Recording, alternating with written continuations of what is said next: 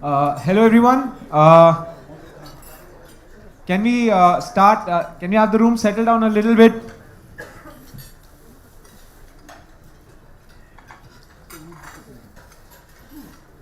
Welcome back to the post-lunch session. I'm sorry for cutting your lunch short, but we'd like to start this. We're already running 15 minutes late. Um, so this panel is basically about propulsion technologies and how companies are facing problems to set up their own R&D facilities and so on, getting into productionization and creating new products and services which are centered around propulsion, both rocket propulsion and space propulsion. There is a whole plethora of problems that come in from the space side of it, where you have to look at the space, the objects that are going into space and the space activities bill and so on. But with propulsion, there's another side that comes into play that usually gets much less attention and has much more problems, which is the explosives side of it and how we handle the fuel and so on. I believe that we'll be discussing a little bit about that. We'll also be looking at the current technological landscape both in India and globally. And then maybe we'll try and chalk out a path forward for us to formulate the right kind of regulation to enable and flourish the propulsion industry in India. So firstly, I would like to invite Abhishek from ISRO to talk about his work.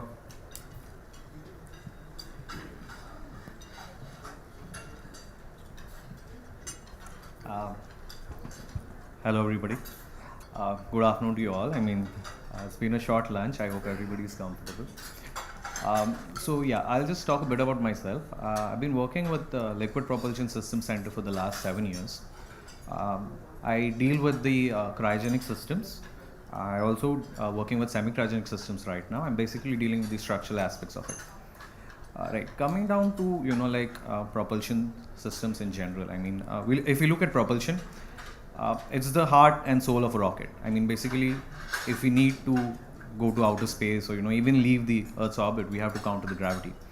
We need energy to do that, and that's where the propulsion system comes in. If we look at the Indian propulsion system, it's been nearly half a century since we set up. We started with early sounding rockets, which are like small scale rockets. Even then, when we began, we were importing the rockets and then launching it here. After a few years, we developed our own rockets. And, half a century later, we've come to a place where we are well developed. We have cryogenic technology, we have good liquid technology, and we are well within, developing semi-cryogenic stage. I think in a few years, we would be having the semi-cryogenic stage. Right. Coming to, the aspect, if we just look at how well we've developed, I say we've done a good job. But there's one area that we have actually been lacking, which is how well has this industry been linked to the private sector. Right now, what ISRO does is it actually uses a few main manufacturing industries like Godrej, MTR Aerospace, and L&T, and it asks them to make some subsystems. They are well developed within these subsystems, but there is no industry that in itself is actually dealing with one single system. Let's say, is there, yes, there are a few industries that are dealing with the electric systems, but when it comes to the main chemical propulsion systems, we do not currently have anything like that. But if you just ask yourself, it's been a long time since we've been set up, and why don't we have anything towards that? I think one of the reasons obviously is that chemical propulsion in itself is they deal with volatile substances. There are issues with safety, national security and things like that. But even when we put something like that aside and we look at it from a purely commercial aspect, it involves a lot of infrastructure, test facilities, and a lot of other investments, which I think are not very commercially viable for a private company to take care of it within itself. I think, if we look at US, the way the technology transfer happened was there was a technology that was established, facilities were established, and then the private industries, could actually take them up. So coming to India, I think maybe just half a decade ago, 5 or 6 years ago, we did get to that point. We had expertise, We had the facilities, we had the test facilities, and I think that is when, I think the leaders also started visualizing, privatizing this sector, right? So, but just before that, I mean, if I go a decade before that, and if I ask myself, was there actually a missing link? I mean, I don't think so. I think the missing link just simply came from the aspect that it was not actually commercially viable. Like, even if ISRO had opened its doors probably a decade ago, I mean, do you really think that a company could actually come to a point where it would have been commercially sustainable by itself? I mean, in propulsion, I mean, yes, of course there are other aspects to, I would say, like probably satellites or something where it may have been commercially sustainable, but not in propulsion, right? So yeah, coming to where we are right now, I think ISRO has actually opened its doors. I think they are working out policies towards actually making technology available.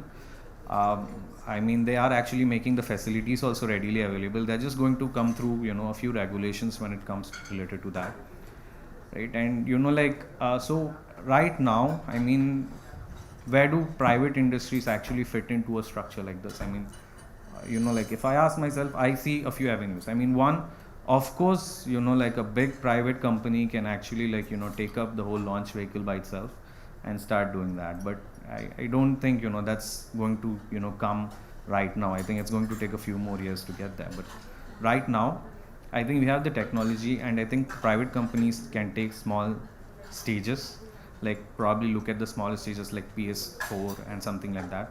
They can establish that, and they probably get forth to the whole launch vehicle system. Also, this is my aspect of privatization. I mean, coming to what do we have for future?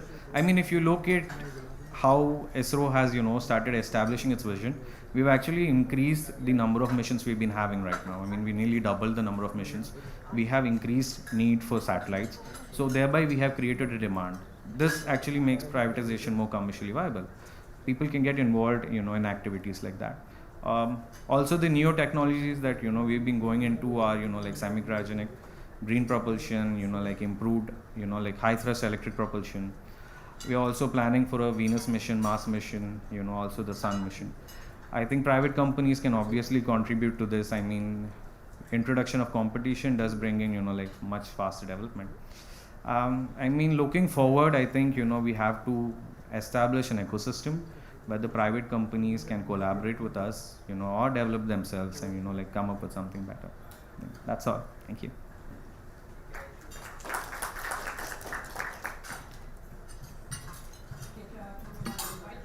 Second panelist, Salil Bahai, please.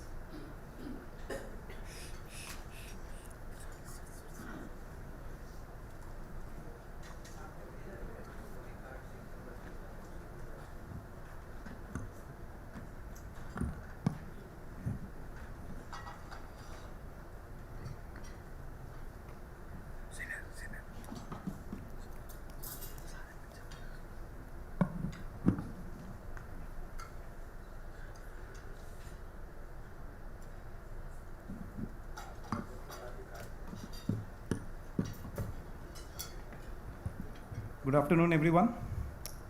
I hope everybody is settled by now. So, Abhishek has already talked about ISRO. So, I am also from the same center. I am also working for Liquid Propulsion Systems Center in Bangalore. And if I talk about my career, I started my career as a satellite propulsion guy. I was working on the LAM engine. And then I have shifted to the non-destructive technology, non-destructive testing technology. And right now my work is related to that. That involves ultrasonic testing, eddy current testing, visual inspection and all.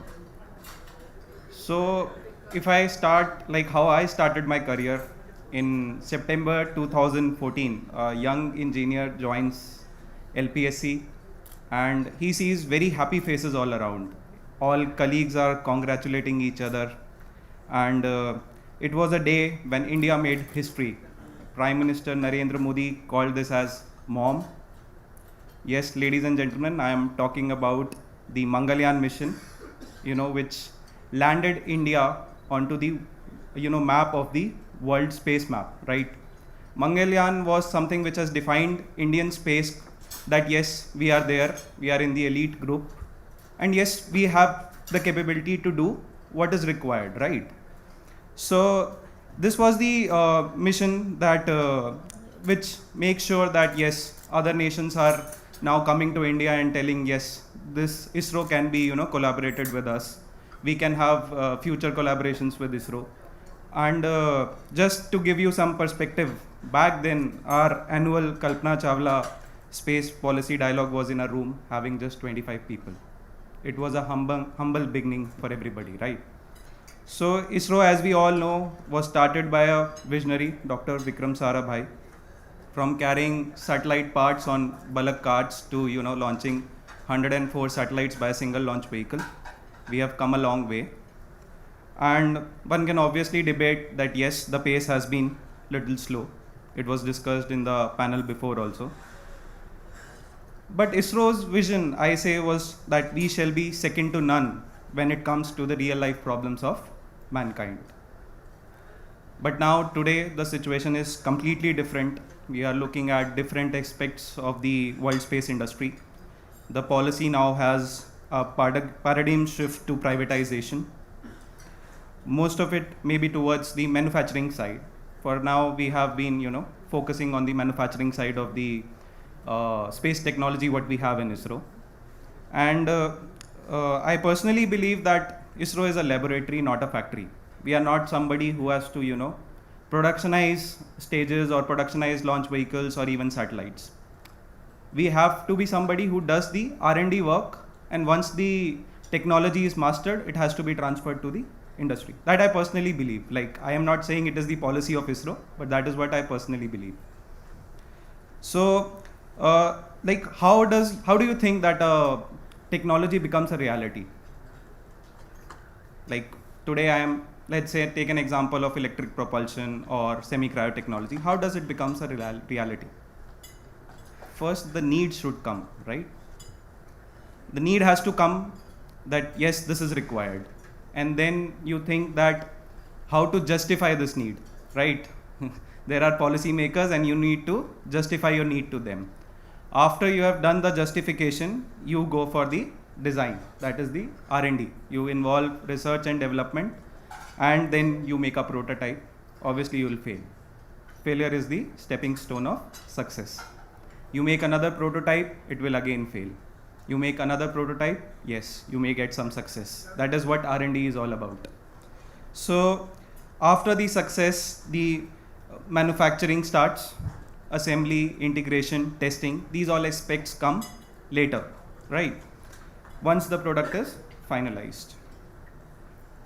So now, if I talk about the industry's perspective, we do have support in the manufacturing field, right? Namely, Abhishek has already told, L&T, Godrej, MTR, and even small industries, these are big. So they all support us, right? And these are the industries who have helped the Indian space program to be able to launch 12 to 14 or 16 launches a year. Now we are looking in 2019, we are looking at some 18 launches a year.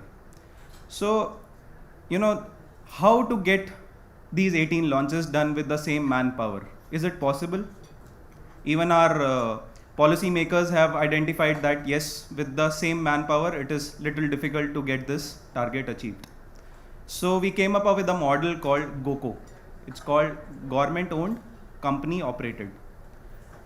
The facility will be owned by the government, but somebody from the private firm has to come in and take the initiative and do the assembly, integration, testing part for us. We have got some technology and they have to come in. We will hand over the technology to them and let them come and assemble the thing, integrate, testing. They have to do it on their own, right? And if you remember yesterday's Dr. Sivathanu Pillai had shown a roadmap for ISRO, like what we are going to do in the future. So a lot of new projects need to be initiated, new propulsion technologies have to be mastered. Does ISRO alone can do that is the next question, right? Because we are trying to find the missing link between the propulsion and the Indian space industry.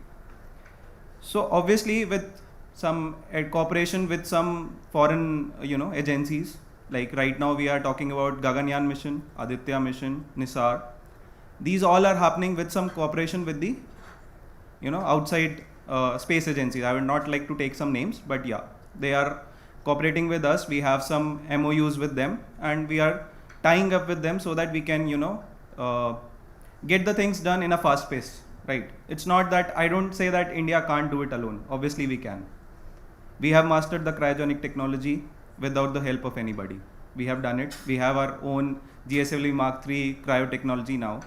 And for semi-cryo also, I feel that yes, with the help of some experts, we can master that technology within a few coming years. But today, the thing has been become about the time frame you are taking, right? Because the private players are catching up. You need to, master these technologies with time. And I always feel that space is something, the politics should be left aside, and it should always be about cooperation. It should always be a peaceful space outside the, leaving aside the politics. So with that in mind, we have also launched a program called Respond. It's called Research Sponsored, where we have R&D Institutes of India. We have collaborated with them, and we have done some projects funded by ISRO. Almost 25 crores per year has been allocated to some 105 projects. So, like, what I think is the missing link for now is the design aspect.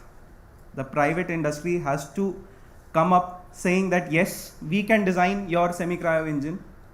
We will design it for you. We will do the testing, we'll do the prototyping, and then get the success out of it. That is what is missing. That is what I feel. Now, most of the private industry people ask me is that how to get the funds for that. There is a huge investment involved in the propulsion sector. How to get funds? Where does that come from? Is that going to make profit? That is the question. We are all waiting for the space policy bill, which may answer some of these questions. I personally don't have answers for these questions.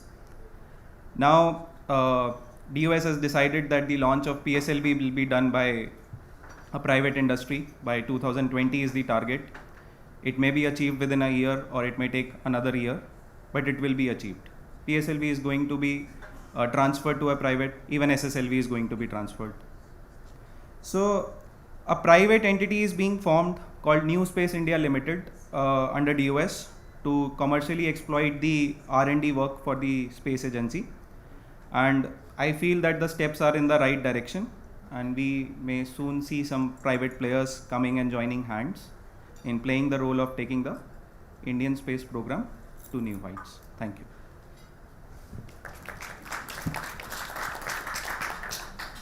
Thank you, Salil. Now I invite the third speaker, Rohan Ganapathy.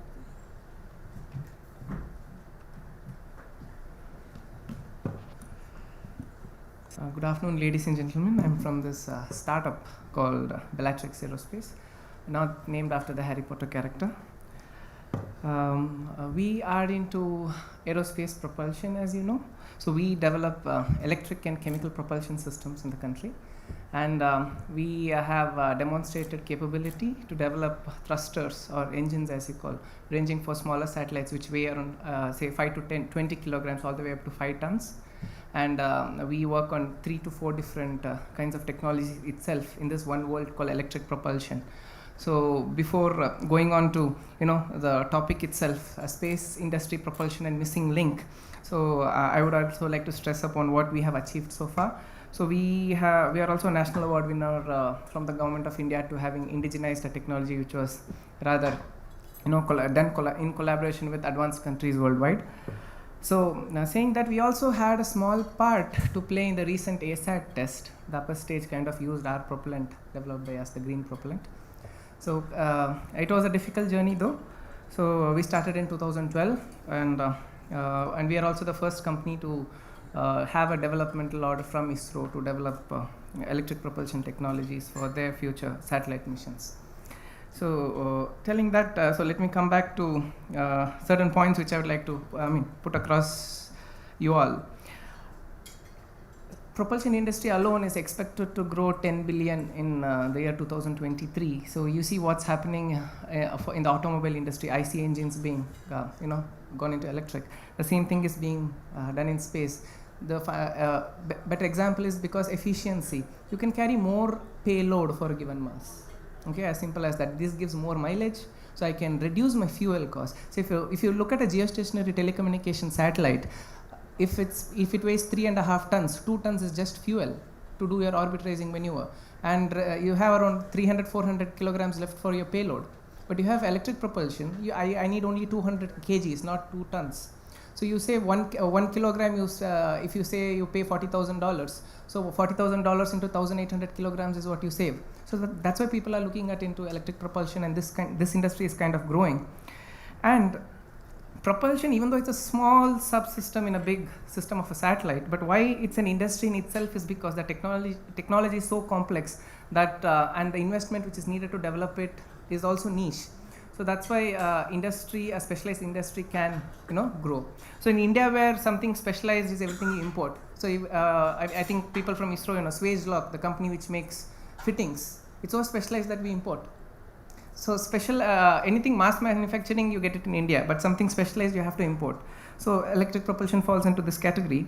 So, but what is driving this industry is, say, NSR did a report. They say by around 2027, there will be around 6,500 nanosatellites flying. And but if you look at FCC filings, there have been filings for over 30,000 satellites for 2025 to 27 time frame. A small research being taken, the constellations which are being planned to be put up. So the growth is like 10,000 satellites at least on average. We are talking companies which have received funding. So there are companies which want, they'd say 10,000, 20,000 satellites, but companies which are seriously doing itself by 2027 time frame, we see around 10,000 satellites. So we have even BST, for example, here who are doing this. So this growth, kind of thing started industries as niche as propulsion for us to look into. So in India, we are the only in-space propulsion systems company. We say in-space as in we only do propulsion technologies for in-space. And see, propulsion is also required, it's mandatory, because when you talk about hundreds of satellites, constellations, your orbital slot is going to become real estate in space.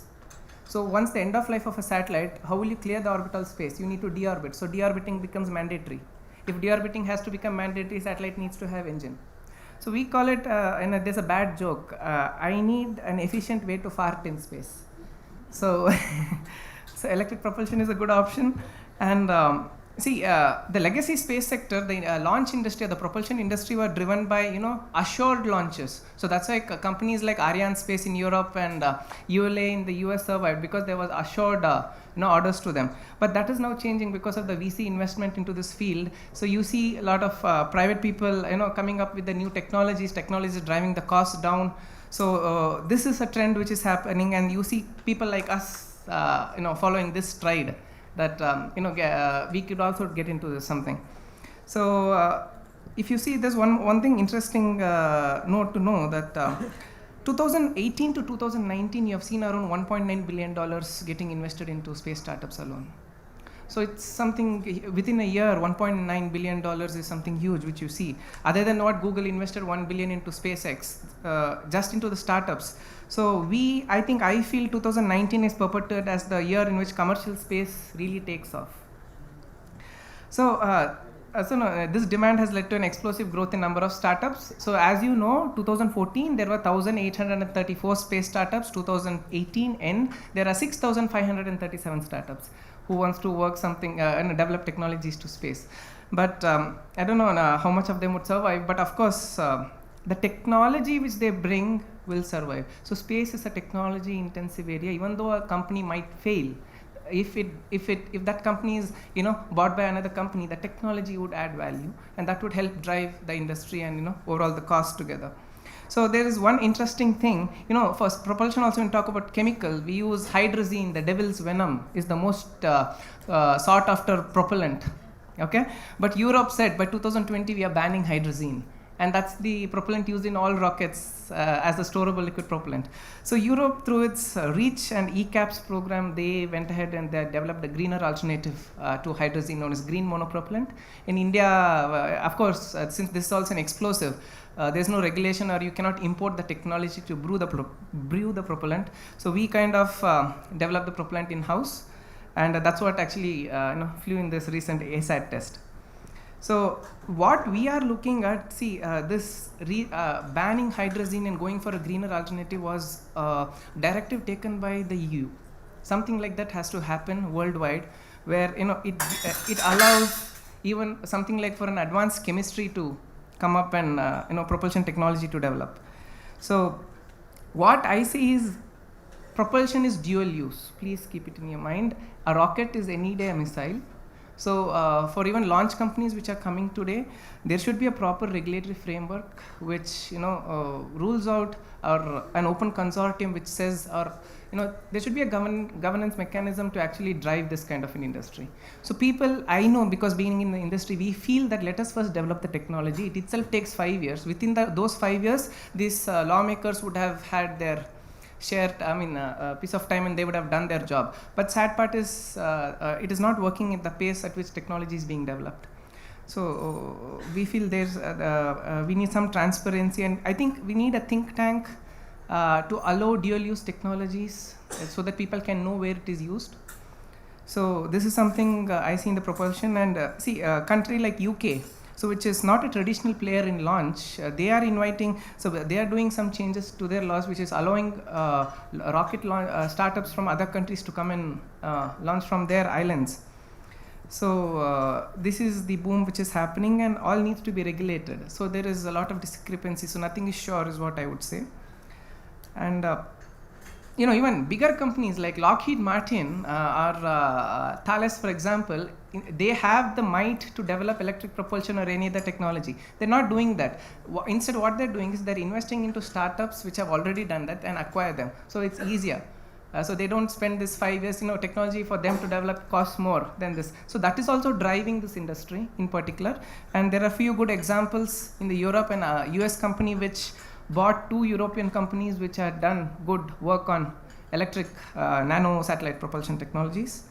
So giving example, even looking at this Airbus, Thales, OHB, even they've started to leverage the startups, what technologies they have developed. This is also driving the industry in a way. So recent spike in orbital debris and overcrowding is also allowing propulsion people to develop and use the technologies to collect those debris and bring it back down, or go stick onto an old dead satellite, or refuel, in orbit servicing. So all this array of possibilities are opening up. The only thing needs to be seen is how these things are regulated. But one thing is for sure, orbital slots are becoming something like real estate assets. So to clear them up, you need propulsion. And I would like to end my talk by telling that without propulsion, nothing goes anywhere. Thank you so much. Thank you, Rohan. May I now invite Mr. Anil Pimple, please.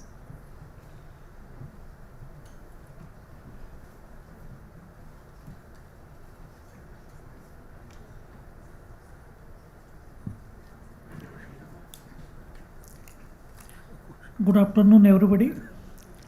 I am not expert of a particular place, space science or anything else. My subject is totally different. And I am as good as a layman who knows something about by reading the books or by newspaper. According to us, the first astronaut was Hanumanji, who catch hold of sun. That was, we are told, it's a story only. Other, we know from Superman, the person without any propulsion used to go across the orbits. And third, what we learn about the various movies of a James Bond during our college days. So that was my knowledge, particular subject. But I was given to understand that some of the private sectors, they are coming into the manufacture of different kind of propulsion. And there are certain rules and regulation framed by the Department of Explosive. Now it is known as Petroleum and Explosive Safety Organization. This they have made these explosives in 8 different class. This class, if they are used in as the fuel for space activity, so they put up some restriction on that. Just to go in for a manufacturing system, what department has done, that you should have a land available, you have to prepare your buildings designs, submit to the department along with some other documentation, and accordingly once they get clear picture, so that they will give a permission, officially licensing. The thing in particular this case, the involvement, as Rohan was told, that the involvement of an inventory. Because of that, it is difficult to get immediate permission. And last panel, madam was telling that particularly for communication, they wanted to come up with a single window. But this case, if you want to go in for permission from Department of Explosive, you need to get total 11 permission from different department. You have to submit the application, then department give you permit for construction permission. Then simultaneously you have to get no objection certificate from various government departments. And these are total 11 departments. And that's why the people, those who are coming as a new entrepreneur, they find it difficult to get official licensing. They call it a license, issue of license, they find it difficult. Actually, this explosive rule, it has made in 1884, and this was specifically the use of explosive in a mining sector. Then there were a lot of amendments they made. Then it comes to 1914, 1940. Then thereafter they made it in 1983, and then lastly it was 2008. But in this 2008, they have started making a lot of amendments as per the industry's requirement. So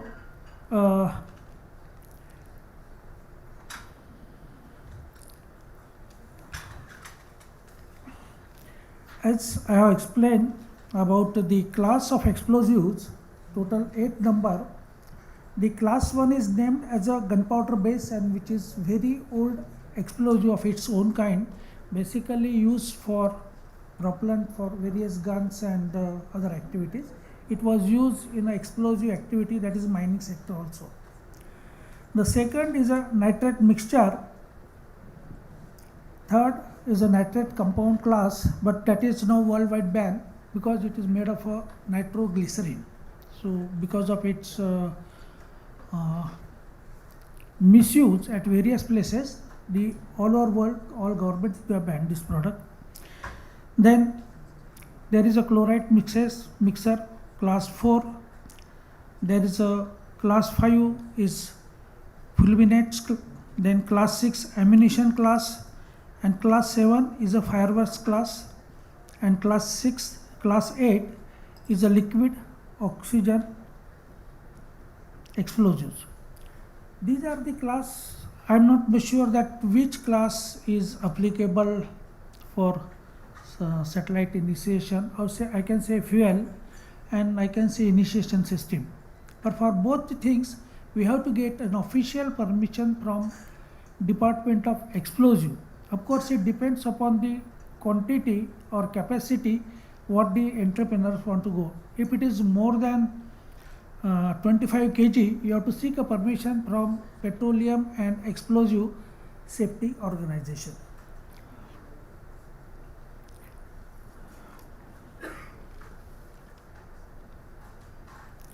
They have again defined in different kind of categories, that is category X, category Y, and category ZZ. The category depends on its explosion effect. Category X is very low explosion effect or a fire effect. Category Y is a medium kind of explosive effect and fire effect, and category ZZ is a very high level explosives. We can say that the gunpowder is also part and part of a category ZZ, and the other what I have mentioned, other than the fireworks, they are all category Z.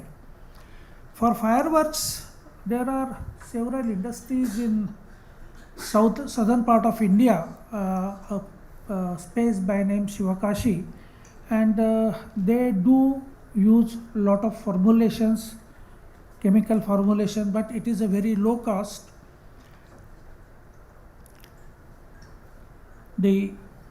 As I have already told, the basic requirement that you have to file an application, it should be supported with the land documents, your ownership documents, the drawings, specifically building drawings. On that basis, the department will consider the case and they will issue a license. The basic that your all industry should be at least 500 meters away from the village or city or whatever it is. It is a locality. There are two authorities, as I told you, that one is a district collector who has got a limited capacity to issue a license. Then that purpose you don't require to approach the PESO, and above certain capacity you have to approach the PESO.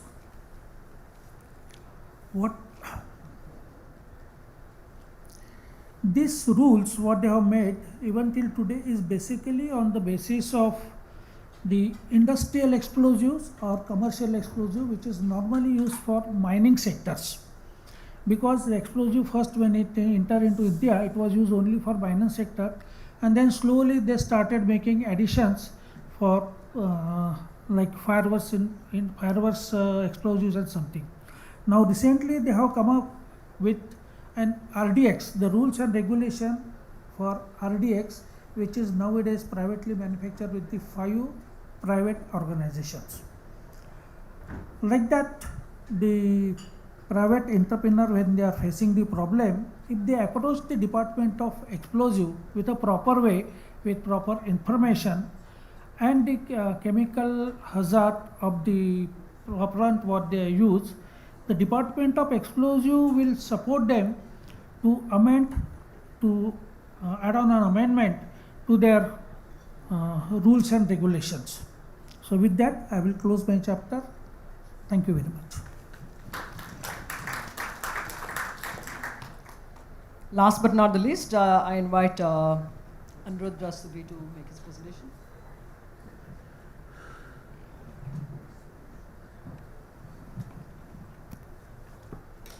Thank you, Raji.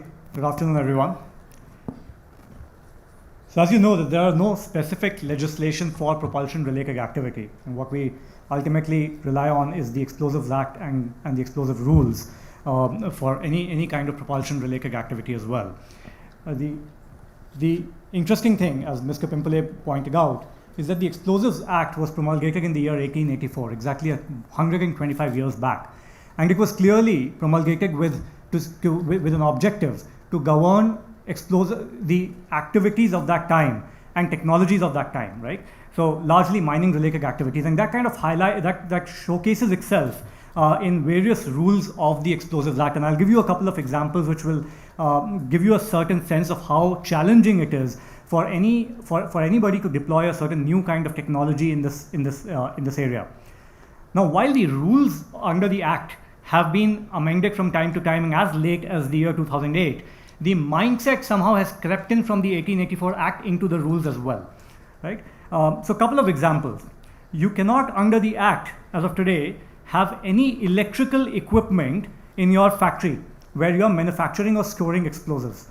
You cannot have any kind of mechanization except when you're using tools that are made out of wood, copper, brass, or soft metal, right? Which clearly does not make any sense and makes it very challenging, for any kind of activity in today's world. The other interesting restriction is where the land on which, the area of the land on which you build this factory and carry out these activities has to be proportionate to the quantity of explosives that you're manufacturing. So to give you an example, for a 15 kilogram manufacturing, and of course it depends from explosive to explosive, but for a certain category of explosives, 15 kgs, you would need a 2 acres of land parcel to build your factory on. Now, obviously, this all makes sense back in the day, right? When also the technology for containment of an explosion, firefighting, etc., was not as it is as of date, and these rules are asking for amends, right? Similarly, something which I like to call the Rule 101 of the Explosive Act or the Explosive Rules, which essentially, when read with the other rules, says that you cannot make an application for any explosives related activity until and unless you have purchased the parcel of land and constructed the factory on it. Which means that if I have to run this hotel, I first purchase the land, I build the hotel, and then wait for the license to come. And if it doesn't, then good luck, right? Now, obviously, there are some mixed experiences here. In certain ecosystems, like in Sivakasi, for instance, the ecosystem is a lot more evolved, and I think exceptions to these rules are often made. But in many other places, we've run into trouble with this, right? And a technical reading of the rules is very, very prohibitive. Now, one other example, you might ask that, okay, if you don't have the funding to set up your own factory and then go for license, could you outsource this activity? Could you lease a factory and then do it as well? No, the answer is no. So typically, one, the landowner is on the hook for all liability, and secondly, it is the landowner who can make the application. Again, exceptions to that are made in certain situations where you could apply for a license pursuant to an agreement with the landowner, but in many other cases, we've not seen that success, right? Now, there was some foresight in the 1884 Act, which allowed for a very broad exception, discretion in the hands of the regulator, to say that, well, you could actually exempt certain persons or even certain classes of explosives from these requirements.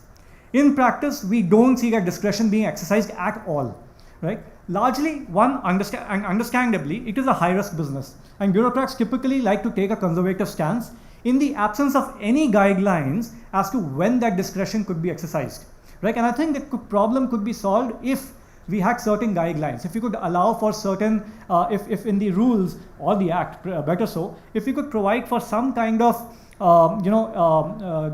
exceptional treatment of R&D related activity which requires manufacturing or limits manufacturing to a small quantum, right? Or manufacturing for educational purposes, prototyping, etc. I think those exceptions would go a long way. And I understand that while moving the needle a lot in these, in a 125-year-old act is going to take us years, and we've been battling this out for the last couple of years. I think Divyanshu has spent many months in these offices, and one office after the other, and there are just so many different stakeholders at play. I understand it will take us a long time to see some meaningful big change, but could we start with small changes like low risk activity, R&D, small quantum, etc., right? I think it also requires a big mindset shift. If the regulator were to say that, well, we are going to have a zero tolerance to risk, then I don't think that is a regulatory approach which bodes well for innovation, right? You have to necessarily strike a balance between some risk, and of course it has to be contained, it has to be well thought of and informed, balancing risk with innovation, with the potential or the benefits that come with innovation, right? Could we possibly have government labs where then permissions are not a hassle and people can come and work in those safe environments? They are closely supervised and everybody knows what's happening there. Incidentally, we do have a lab like this, I think in Sivakasi again, which is a very well-equipped laboratory. I just learned about that this afternoon, but it seems like it's not being put to any use at all, and I wonder why. And we've promised each other that we're going to chase this up and see what one can do there. Another, if I were to draw an example from what's happening in certain other regulatory domains, like particularly in fintech, with the RBI now coming out with a regulatory sandbox, could we draw that kind of inspiration from that and say that, all right, we will have a regulatory sandbox where certain new ventures or new technologies, new products could be rolled out under very close supervision of the regulator with a relaxation for the rules that apply for just a couple of months, right? Close supervision and interaction between the regulated and the regulator, right? And what that enables is learning on both fronts.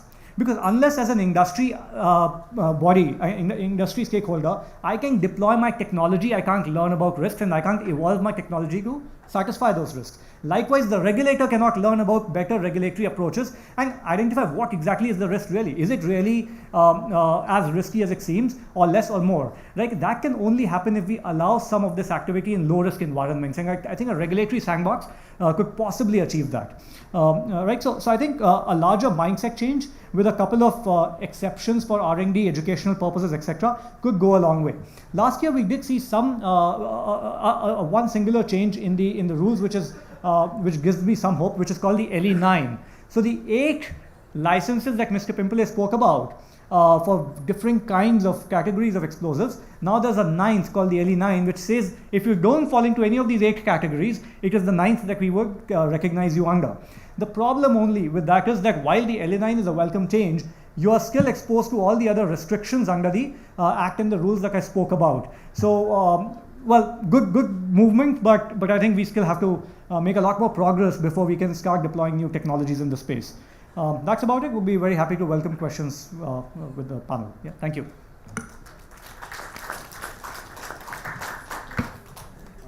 Thank you, all of you. It really sums up the whole domain from the technology end to the regulatory issues that we face.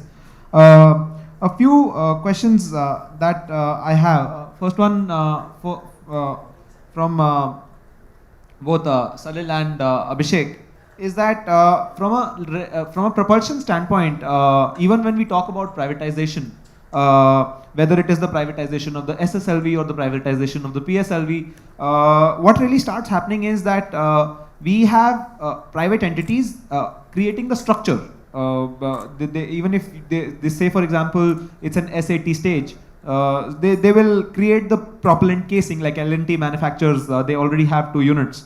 But the propellant at the end of the day still gets manufactured in-house by ISRO. Even though the launch operations may be sort of handed over to a private entity, but at the same time, in an ISRO facility with hardcore ISRO oversight, a complete propellant handling is sort of still being done by ISRO. So what that does is that removes sort of liability and both licensing requirements from the private entities' hands on the propulsion side. So it doesn't really create an environment or create any sort of change when it comes to the private industry actually looking to design fuel systems or manufacture fuel. So is there any change in the ISRO mindset on that? And if so, how do you think this sort of evolving?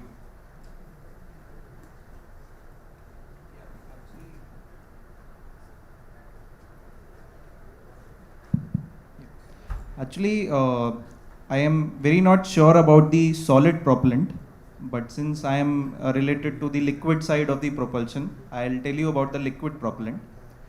It is not that just we are keeping it in-house.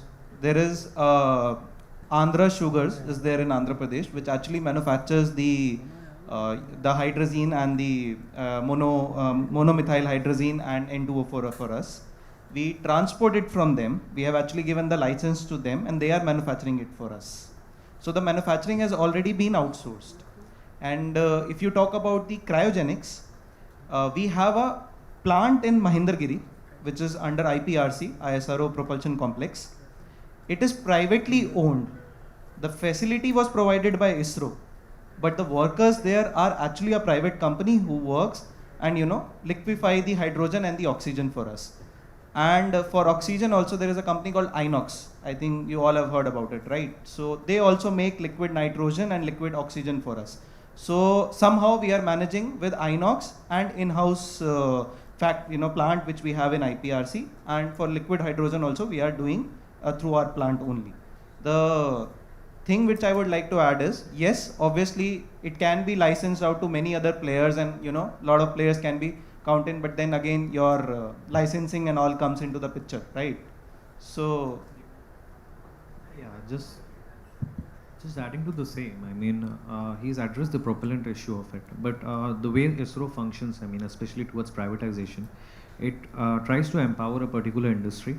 It helps them, establish subsystems and then lets them take it up, right? So right now, I mean, as far as I know, ISRO's plan is to completely commercialize PSLV. So probably what we will be looking for in the future is complete PSLV being developed by a few private industries and them taking it up. but it's only in the working phase. I mean, we are trying to work out how that should be, going forward. I have a follow-up on that. One is that the propellant manufacturing companies and units that you mentioned, are these licensing or are the regulatory sort of compliances for these companies and units being taken care of by ISRO, or are they sort of handled by the private entities directly? We actually don't have the idea about that, but because it was done a long time back, we have been following the same procedure. But yeah, the testing process is still carried out by ISRO.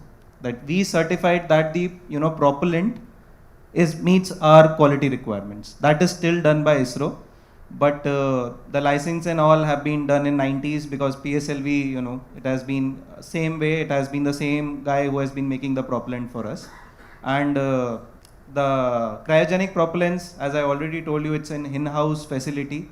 It's a GOCO model only, a government-owned facility and operated by a private person. Rohan, I have you talked a lot about how what kind of interesting things startups globally are doing, and some of them may survive, some of them may not survive. One question that I would like to ask you is that there are so many of these launcher companies that are getting set up. As far as I counted last, there are about 130 launchers that are being developed globally as of now. 170. 170. So I fall 40 short. But my question here is that do you see the market being that big, or do you see that this is going to be a much smaller market dominated by fewer players? To be very honest, I believe only 10 would survive the game. And do you think there are any Indian players who are sort of doing good on that front? See, there are only 3 companies in India, including us, which are into doing this. But the route which we have taken is we are learning from the mistakes done by companies elsewhere. You see investors pulling the plug out. So what mistakes not to do, what is the least risk possible route you have to take, that is something which you're following. So still it's too early to comment on that. But one strong point I would like to make, I don't believe privatization of PSLV, SSLV as a viable option itself. It's a 20-year-old rocket.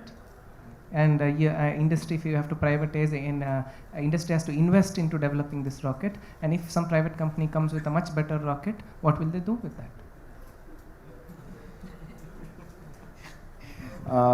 Another question for you, Rohan, would be, so you told us a little bit about the green propellant that was used on the ASAT test.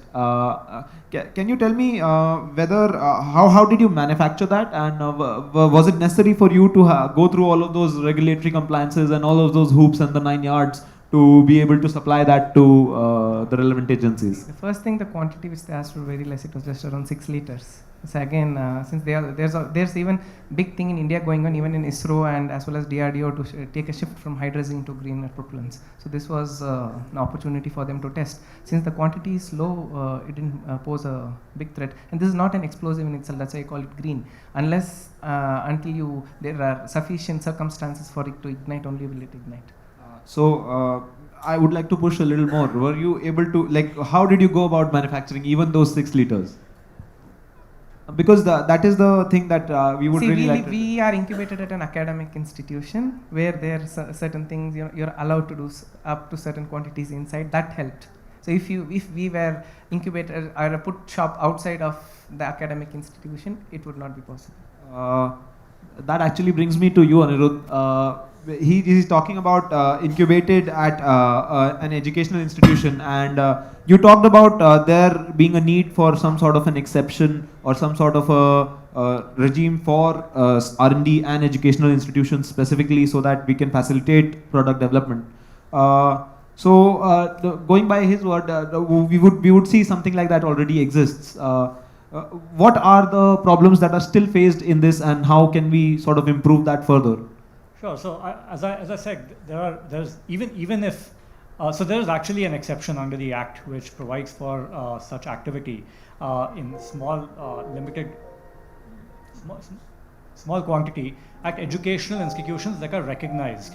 Now, The problem is, and even keeping that aside, as I mentioned earlier, there's anyway a very, very broad exception which is available on a discretionary basis, where the officers could possibly exempt any person from any rule or all the rules, in fact, if they wanted to. The problem is one of mindset, and that's why I think I spent some time on in asking for a mindset shift.